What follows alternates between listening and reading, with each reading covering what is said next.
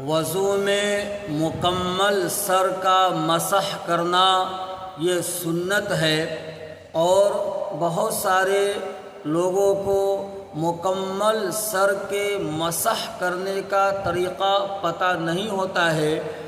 میں آپ کے سامنے آج مکمل سر کے مسح کرنے کا طریقہ بتاؤں گا، وہ بھی میں آپ کو پریکٹیکل آپ کے سامنے مسح کر کے بتاؤں گا کہ مکمل سر کا مسح کیسے کیا جاتا ہے۔ اس سے پہلے ایک بات بتاؤں کہ وضو میں چوتھائی سر کا مسح کرنا یہ فرض ہے۔ اگر کوئی آدمی چوتھائی سر سے کم کا مسح کرتا ہے تو پھر اس کا وضو نہیں ہوگا۔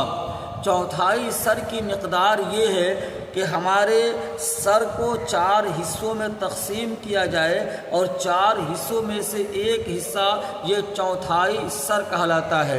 اب میں آپ کو مکمل سر کے مسح کرنے کا طریقہ بتاتا ہوں، برائے مہربانی بغور سماعت کیجیے گا اور دیکھیے گا بھی۔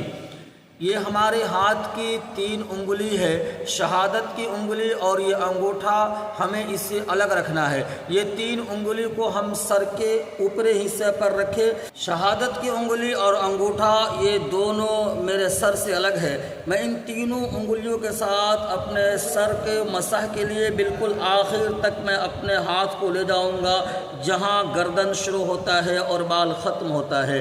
اب اس کے بعد یہ میرے شہادت کی دونوں انگلیاں بچی، ان دونوں انگلیوں سے میں کان کے اندرونی حصے کا مسح کروں گا۔ اب پھر میرے یہ دونوں ہاتھ کے انگوٹھے بچے، اس کے ذریعے سے میں کان کے اوپری حصے کا مسح کروں گا۔ اب اس کے بعد میرے دونوں ہاتھ کے پشت بچے، یہ والا حصہ میں اس کے ذریعے سے گردن کا مسح کروں گا۔ یہ ہے مسح کرنے کا سنت طریقہ کہ پورے سر کا مسح کیسے کیا جاتا ہے۔ علماء نے لکھا کوئی آدمی اگر اس پر دوامت برتتا ہے کہ وہ کبھی بھی پورے سر کا مسح نہیں کرتا ہے تو وہ گنہگار ضرور ہوتا ہے۔ اس وجہ سے ہمیں گاہے بگاہے پورے سر کا مسح کرنا چاہیے۔